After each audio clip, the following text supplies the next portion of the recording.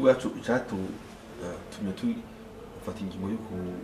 kuva ariko harabera amanama tugana ku hoteli nuko twabonye ko hariho kabika abantu bari mu barodega n'ubutungane mpuzamakungu mbere bari batonze ahabera inama tuti none ko tuzi ko mu rutonde mwatwemeje yuko abantu bari muri urwo rutonde mwatumiye byagenze gute ngo tubabone ariko harabera amanama nabo bace batubwira ati reka muduhe umwanya tubihweze ariko byibeza niyo bagiye gusanga kuko harimo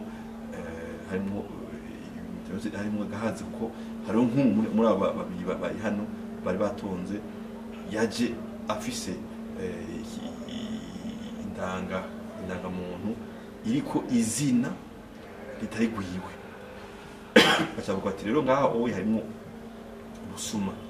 rero baca bamwiza kure ubu nawe yari yaje atatumiwe byose bikaba byerekana neza ko hariho ingorane nini cyane ingene kungene abantu babyifatamo mu gutanga intonde no gutanga indangamuntu kugira ngo umuntu uje kuja mu nama ibyo byose twabishyizeko hama twanabibabwiye yuko kuri ubwacu ico kintu kitavuye mu nzira kuko twumva yuko baba badufashe nabi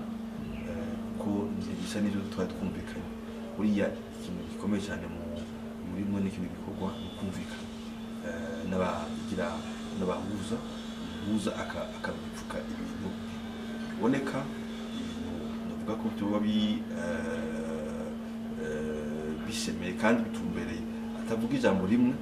uno munsi ejo gushaka ibibazo nyine akavuga irindi jambo nicyo twashatse ko gusubira kubibutsa kandi nta nkeka turazi kandi turemera yuko umuhuza ari umuntu w'umuhumwe ashobora kumva neza ingorane ingene ziba bazimutuwe amara tubera tubwira ati dusuye ubwanje kuko bariya abantu abanatumiye mu gihe ntatumiye rero simona nyine bari kuba baje bagashika hano ati amakosa rero tugiye kuyakosora natwe tuvuga tuti uko ari uko bimeze ko bamaze kubikosora kuko bikura mu nzira dushobora tubishyira twiga inama ari nacyo gituma twagarutse ngaha twiga akanama tuvuyemo rero tugiye gukorana hagati yacu nuko